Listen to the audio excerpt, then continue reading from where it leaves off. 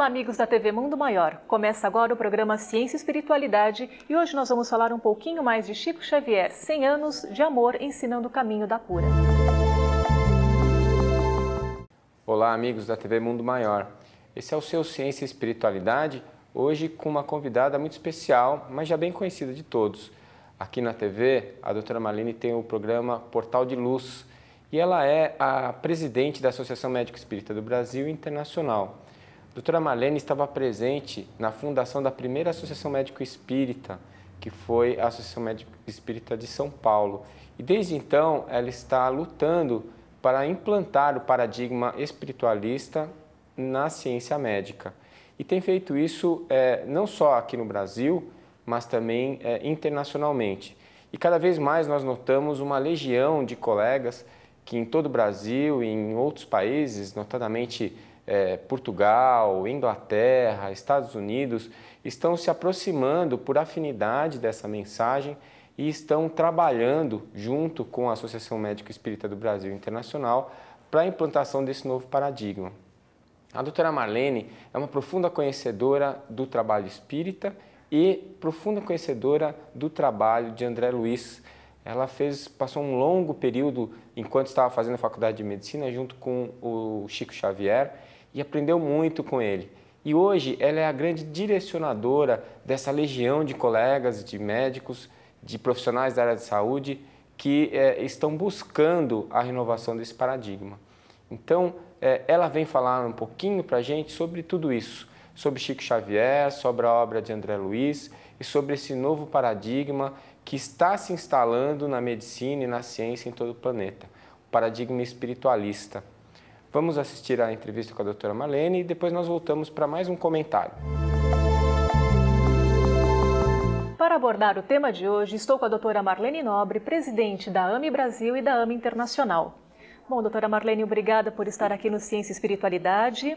E a senhora abordou um tema muito bonito, né, que a gente não se cansa de estudar e de reler, que é a história de Chico Xavier e como, né, ele apresentou as revelações e como que qual o caminho da cura, né?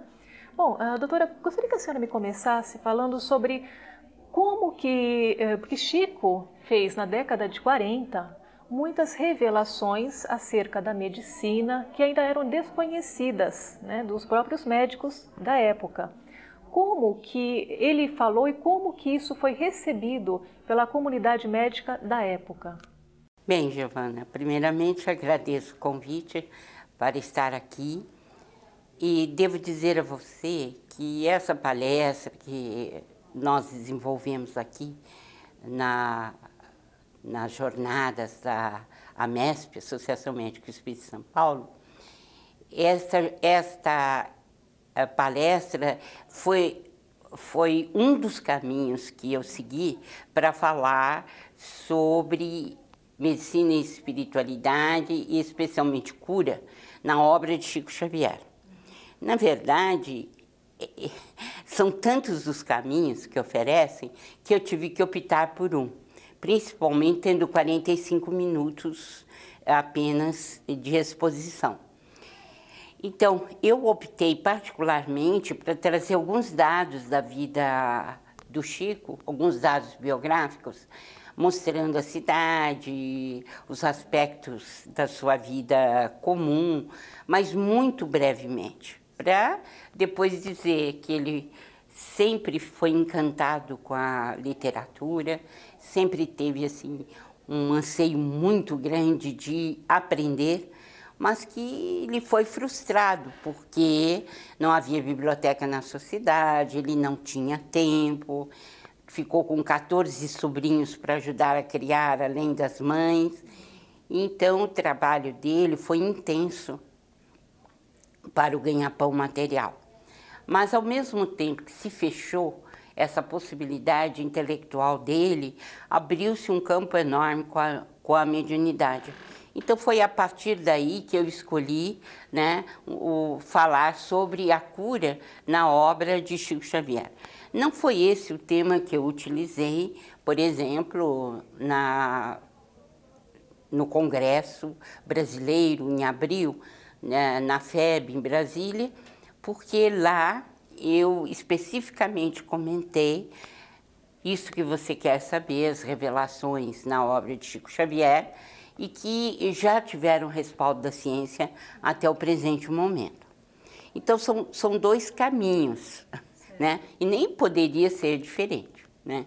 Porque para falar, por exemplo, de tudo aquilo que eles trouxeram, que foi revelado, e as repercussões hoje, se tem respaldo, se não tem respaldo da ciência, eu já aí só precisaria 50 minutos, né? Certo. Então, realmente, especificamente, o meu trabalho hoje de manhã, aqui respondendo nessas jornadas a respeito do caminho de cura na obra de Chico Xavier, eu optei por trazer Allan Kardec e as 3 artes de curar, que ele apresenta muito bem na Revista Espírita de março de 1868 e em A Gênese.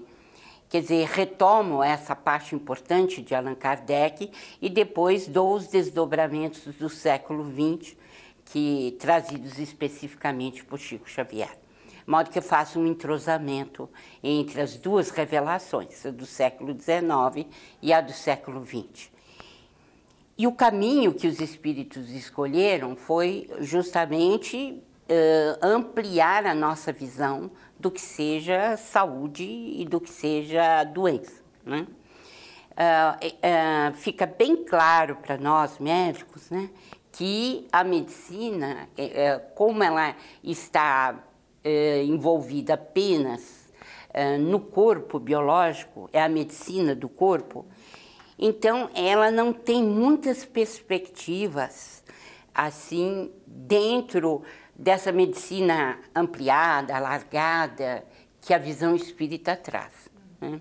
Então, o que nós temos tido é bastante desenvolvimento, né, no conhecimento, por exemplo, dos ateromas, daquilo que pode trazer prejuízo para as artérias, para as veias, o que pode se fazer na área de transplantes, transplante de órgãos ou transplante de células-tronco adultas, e o que nós podemos fazer para revascularizar o coração, enfim, tudo aquilo que diz respeito ao órgão, ao organismo físico.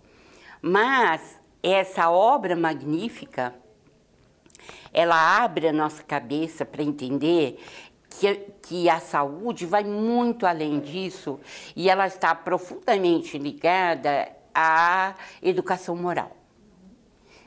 E educação moral é o avanço espiritual, é o avanço da evolução da alma, né?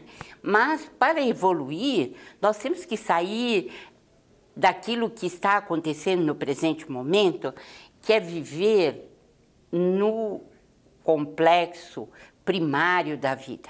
Quer dizer, no cérebro primitivo, no cérebro reptiliano, em que as reações são muito primitivas, né? E isto, a obra do Chico, nos dá uma visão extraordinária, né? Para nós fica tudo muito claro isto, né? Então, qualquer progresso mais alentado da medicina dependerá do passo espiritual que for dado agora, né? Nós não ficaremos muito restritos à parte física, biológica, mas partiremos para a evolução espiritual, que por sua vez vai fazer evoluir o perispírito e o corpo físico. Essa é a nossa tendência, não é? E, especificamente, respondendo à sua pergunta, desde 1945, quando, no livro Missionários da Luz, Alexandre apresenta as propriedades da pineal, as funções da pineal, que são completamente diferentes daquilo que se conhecia nos tratados de 1945, né? Foi só a partir de 1958 que se descobriu a melatonina e que todos os laboratórios passaram a investir na pesquisa da glândula pineal. Então, Veja bem, nós chegamos a 2010, né? Portanto, nós estamos praticamente há 50 anos, mais de 50 anos, quase há 60 anos dessa revolução que o Espiritismo trouxe. Já descobrimos inúmeras funções da pineal, por exemplo, mas ainda não chegamos no bojo da questão trazida por André Luiz e por Alexandre. Nós ainda não estamos lá. Mas vamos chegar, com certeza. Chegar, sem doutora, dúvida. A gente vai fazer uma breve pausa agora e nós voltamos já já.